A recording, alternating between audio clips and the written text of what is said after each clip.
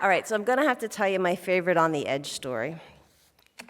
So, you ready for this? When our kids were 6 and 9, we took this big trip around the country with our pop-up camper and our 2 dogs, and we went north and west and stayed at all the campgrounds and Badlands and not the Grand Canyon. Well, we did get to the Grand Canyon, Yellowstone. Then we headed to the ocean and down the West Coast, San Diego. Anyway, eventually we go to the Grand Canyon. So by the time we get there on our arrival, it was getting dark that night. So instead of heading for the canyon, we got the camper all popped up, and we went to check out the little camp bookstore, the little camp store. And that is where my kids excitedly picked up and insisted that we buy a book called Over the Edge: Deaths in the Grand Canyon. Now, please don't judge my mothering, but I did think that it perhaps could be a handy way to teach them respect for the vastness we were about to see the next day. So I bought it, and we took it back for our nighttime campfire reading. I said, don't judge my mothering. It was a book with many different sections and chapters according to type of death. There were lots of interesting stories of people getting lost or dying on rafting expeditions. But there were 2 categories of deaths that stood out as the most common ways that people died in the Grand Canyon.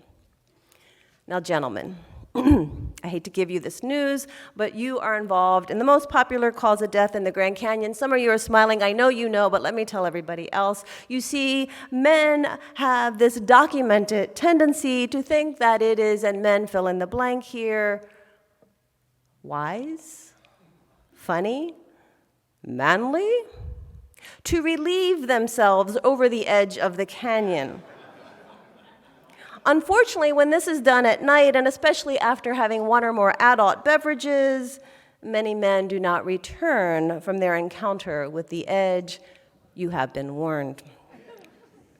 Okay, so anyway, that was a side note. The second top cause of death falls from the Grand Canyon happened during the acquisition of that one really good, not-to-be-missed photo. You know, the one when the photographer says, just step back a little bit more so I can get a better picture. True story. This is also a true story. So my family reads these accounts of death in the Grand Canyon, and we head to bed. Next morning, we wake up and we go straight to the canyon's edge to take in the view. Having been sufficiently scared the night before, my mothering strategy did work that time, the kids and I sat about 15 feet from the edge, the children making constant physical contact with their parents. It was a good thing. Nonetheless, the canyon is gorgeous. If you've never been there, it's amazing. Pictures don't do it justice. So, as we sat there, along come a few folks. It seemed to be a husband and wife and their very elderly mother.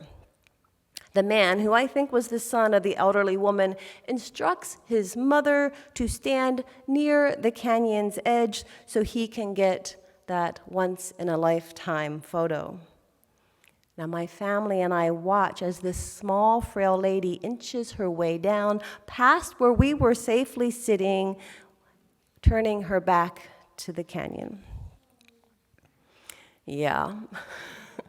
It's like watching one of those horror movies, and you're like, I kind of want to hear what happens, but I don't. So she was still a little ways from the edge, but clearly out of our comfort range as we looked at each other in shock, thinking, is this really happening? Book coming to life? And then the man, and I kid you not, said these words, "Back up, Mom, so we can get a better shot." And it was about at this moment that the woman who I believe was the daughter-in-law also chimes in, "Oh, honey, remember, Mom's eyes aren't too good."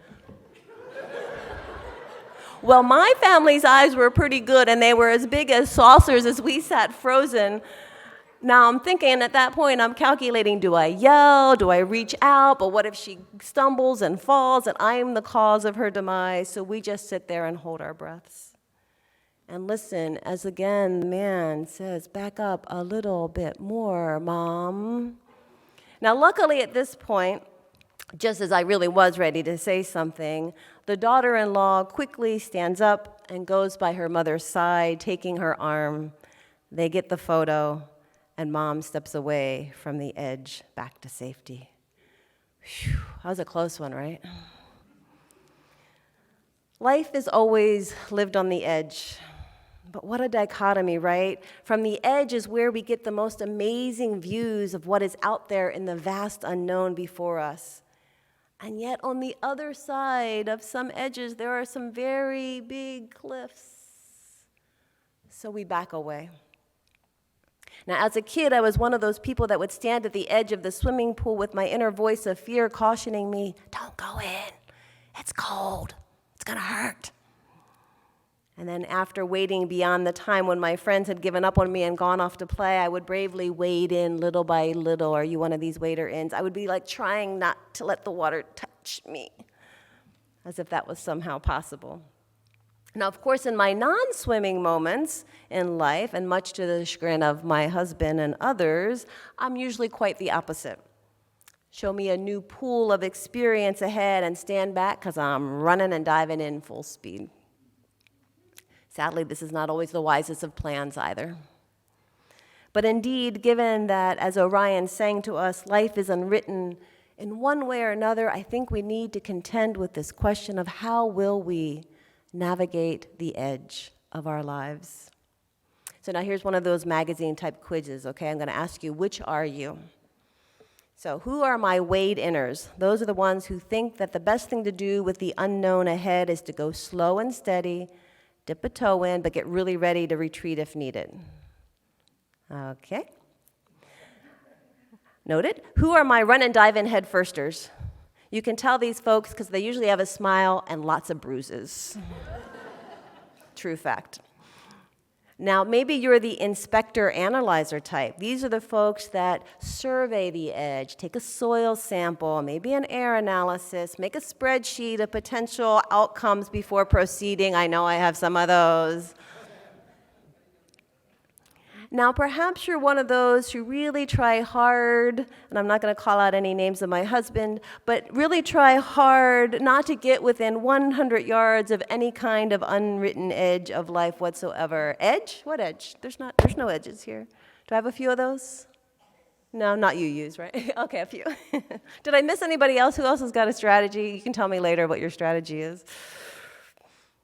Well, I'm going to tell you, though I have tried all of the above at different times in my life, and perhaps you have too, today I want to offer you wisdom about navigating the edges of our lives as taught by a seagull. Now, not just any seagull, but one Jonathan Livingston seagull. Who has met this seagull? Anybody over 55 should be raising their hand. Young people, I will be delivering the book to you. It's coming. It's a classic. In this classic by Richard Bach, a seagull who is bored with his daily squabbles over food is seized by the passion to flight, and so he pushes himself to learn everything he can about flying higher and faster than all the other in the flock have ever flown. Now, of course, he's ostracized for not following the rules, but that doesn't stop him. And at one point when he is coaching another young bird, he says, "When you have come to the edge of all the light you have and step into the darkness of the unknown, believe that one of two things will happen to you.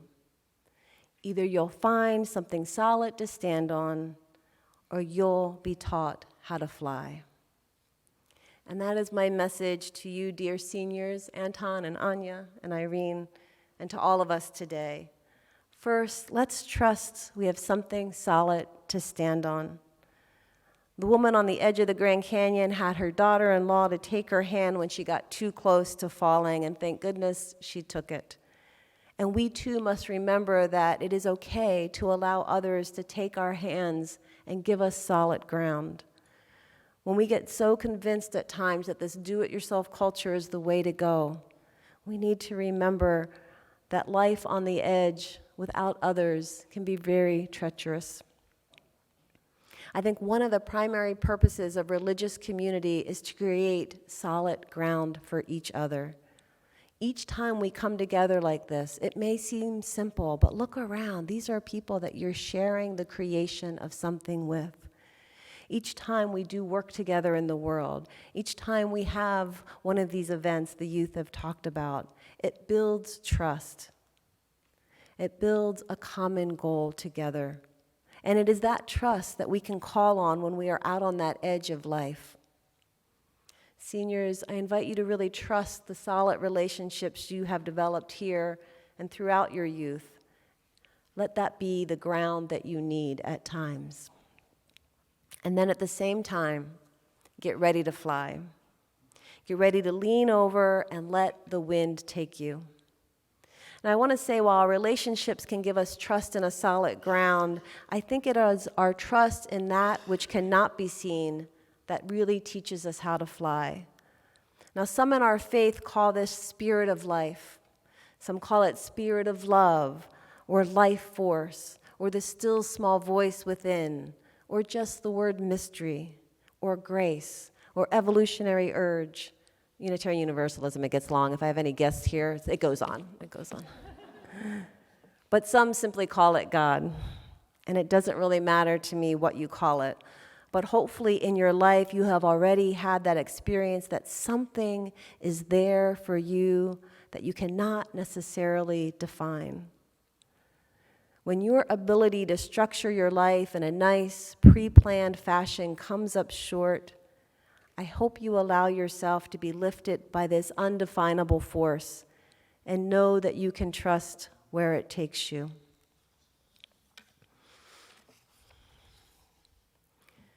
When you are at the edge of your life, many people will want to tell you how to fly. They will want to write the book for you, to correct you, to instruct you, to make sure you're doing it right. Can I have a commitment from everybody in this room that you will never, ever do that to anybody else ever? Yes. We have one honest man in the room. We will try not to, but we do, right? But do remember that flying is something no one else can teach us, because I think truly that lesson comes from within. My friends, I think life is giving us many edges to stand on right now. As individuals, we stand on edges. As this congregation, we stand on an edge. And as society, we stand on the edge of what will be. May we all trust the solid ground that we are creating for each other as we take in the amazing vistas before us. And may we too trust the wind, by whatever name we call it, that will carry us onward as we learn to fly together. So may it be so, and blessed be, seniors.